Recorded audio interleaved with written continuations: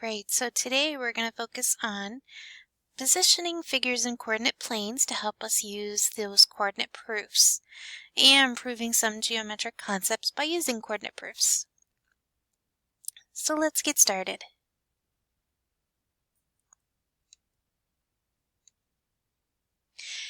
You have used coordinate geometry before when we were using midpoints, distance between points. Coordinate geometry can also be used to prove conjectures. We've used these when we were talking about any kind of two-dimensional figures, and sometimes we used them for our three-dimensional figures. So we're going to use these again with circles. So just as a reminder, here are some of the strategies we had for positioning figures on a coordinate plane.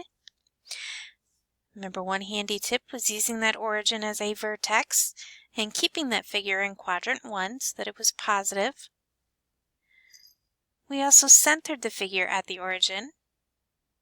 We could also center a side of the figure at the origin. And if we have right angles, we could use one or both axes as sides of the figure. So let's look at an example here. We want a square with a side length of 6 units on our coordinate plane. You can put one corner of the square at the origin. You can see that makes it much easier to draw your square by measuring out each of the sides that have 6 units. Right triangles are another great way to use coordinate geometry. We've used those back in our trig unit. I know we used it once when we were trying to find the area of triangles on our one problem. This one has leg lengths of 2 and 4 units on the coordinate plane. And you can see here we use the origin as the vertex with the right angle.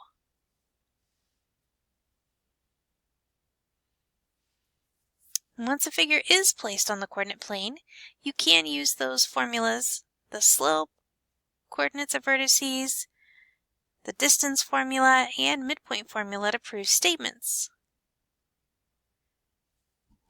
Here are those formulas. We've got the midpoint formula, slope formula.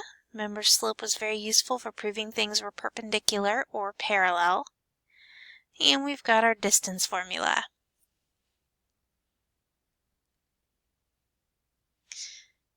Alright, remember we use these formulas to do everything from congruence, equality, parallel, and perpendicular lines. So let's start with one here.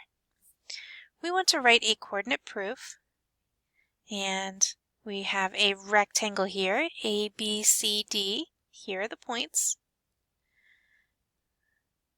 And we're going to prove that the diagonals bisect each other.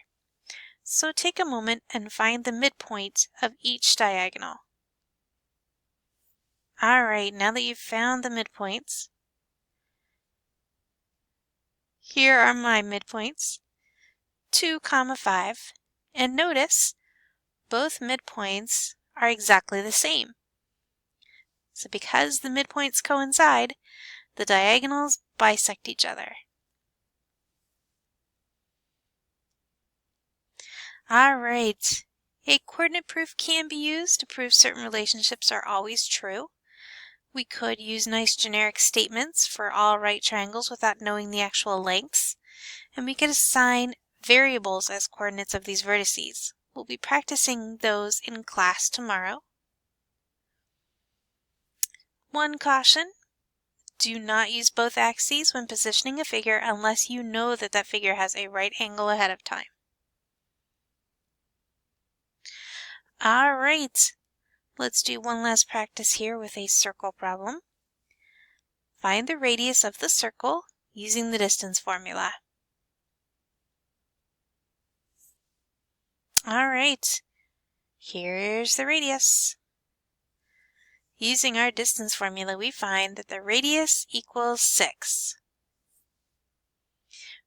This formula is going to come in handy when we start talking about equations for circles. You can see The equation from the circle looks very similar to the distance formula, and we'll be using that in class tomorrow as well. All right. Well, have a great night, and I'll see you tomorrow.